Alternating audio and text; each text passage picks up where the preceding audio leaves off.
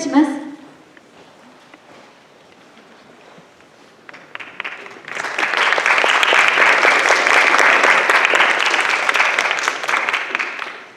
皆さん、こんにちは。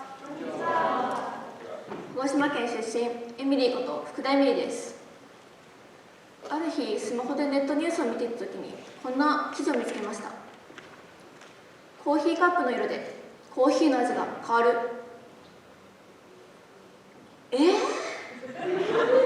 色で味が変わるなんてそんなわけがない。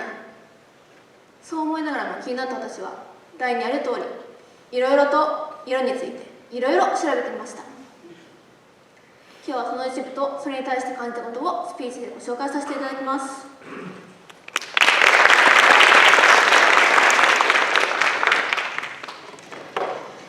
How many colors are in a rainbow?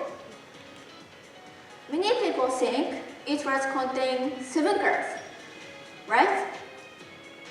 Actually, almost all people from the US regard it as 6 colors. Many Americans also.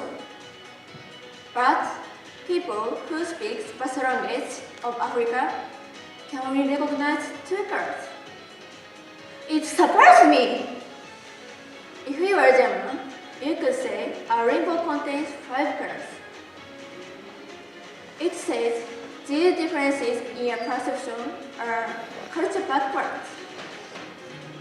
And then, what culture did Japanese colors come from?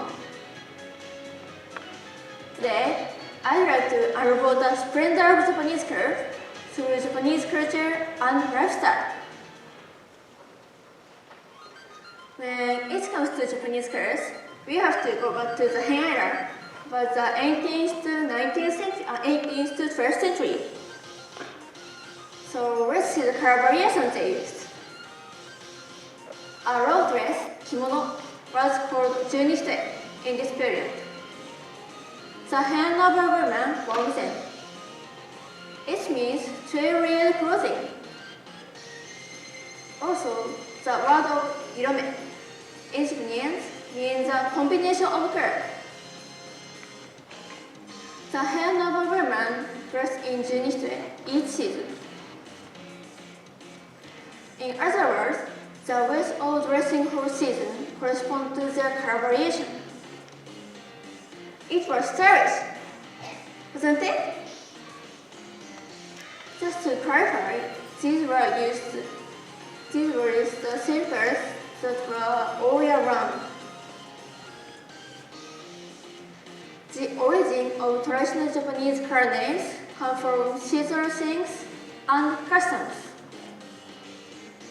For example, sakuraro is a vivid red with pale pink like a cherry petals in spring.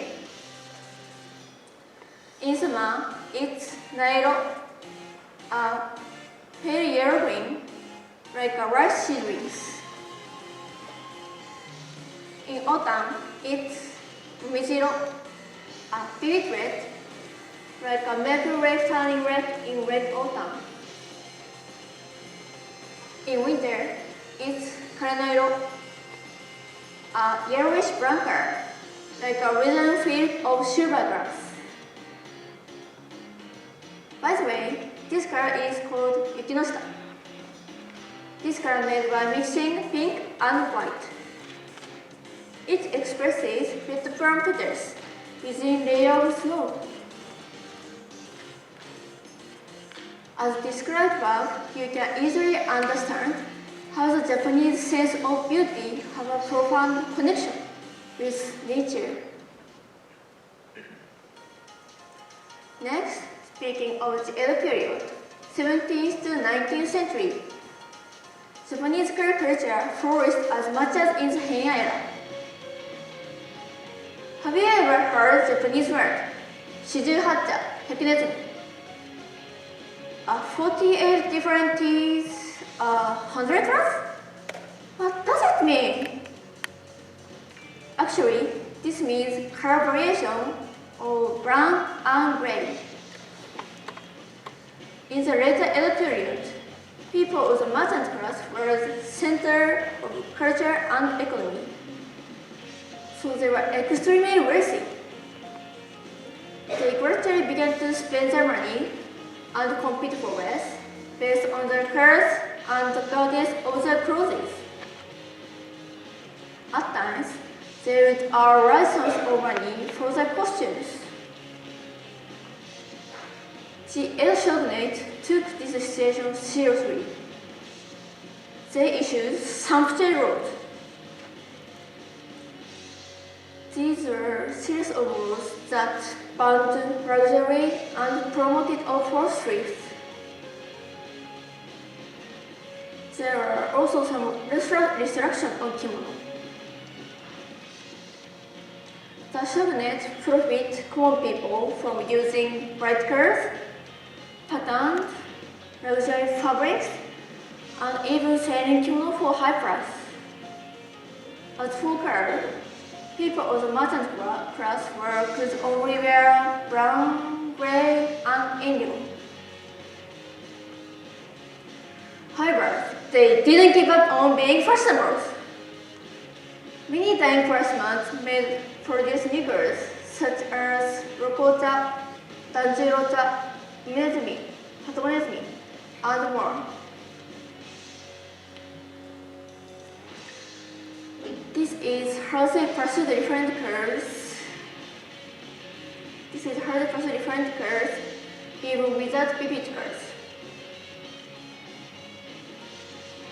Edo people who used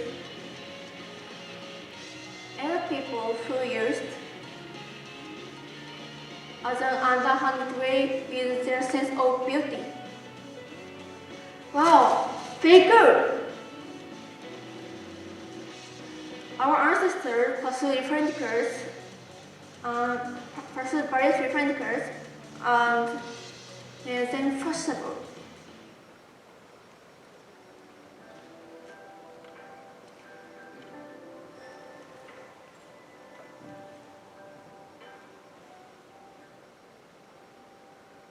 Let's come back to the present period. The irome, also used in the basic design of the Tokyo Olympics and Paralympics. It's a very beautiful color combination based on the 5 traditional Japanese colors: indigo, crimson, cherry blossom, wisteria, and pine needles.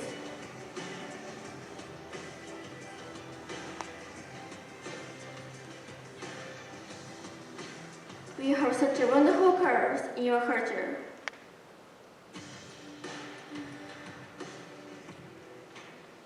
We simulate the nature, that's why our lives are full of amazing colors.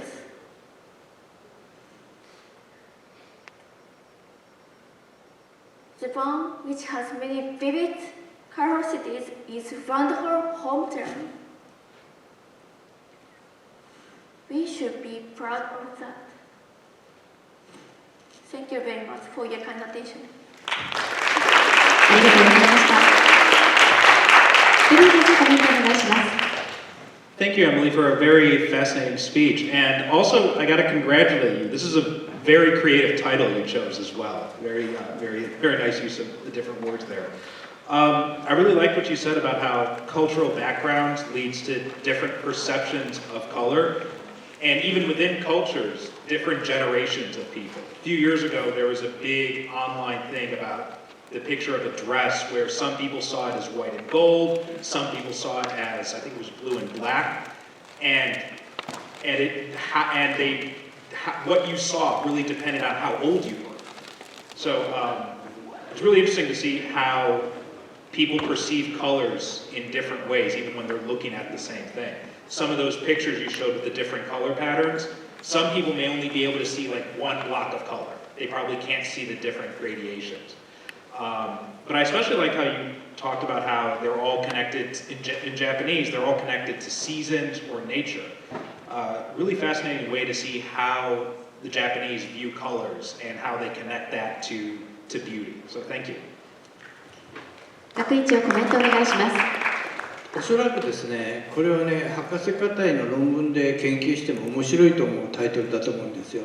なぜかっていうと、日本人はなんでこんな普通の他の欧米の社会に対して違って色が見えるんだろうっていうと研究すると、おそらく日本人の真髄が見えてくると思うんですよね。で自然と一緒に共有してて、そして光がそこに介在する。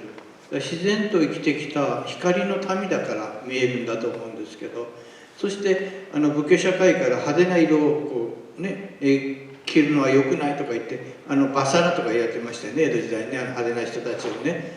その時に質素な色にしろと、茶色とネズミだけにしろと言ったら、四十八茶に百ネズミって灰色に100種類あるなんて、これ日本人だけしか分かんないですよね。茶色に48種類もあるなんて全部思うんですよね。だからそういう意味で僕らこう英語で通訳する時本当に苦労するんですよね。これ赤じゃないよね、これコーラのカラーだよねとかね、サンゴの赤だよねとかいろいろ言うと訳せないから、全部赤系は全部レッドって言うんですよね。それぐらいに僕らしかわからない、日本人しかわからない色っていうのがいっぱいあるんですね。だから平安時代に十二単なんていうのが生まれたんだと思うんですよね。それを研究していけばいくほど、僕らが普通に今見えなくなってしまった何かが見えるような気がします。君はそこに視点を置いたんだから、すごく面白いと思いますね。日本語でやったら日本人しかわからないし、みんな知ってるようで終わっちゃうんですけど、英語でやるからそこに新しい発見が生まれてくるんですね。すごいですね。今君の季節のオレンジ色は何オレンジって言うんですか？オレンジ、何色でしょう。そういうところがまたいいですね。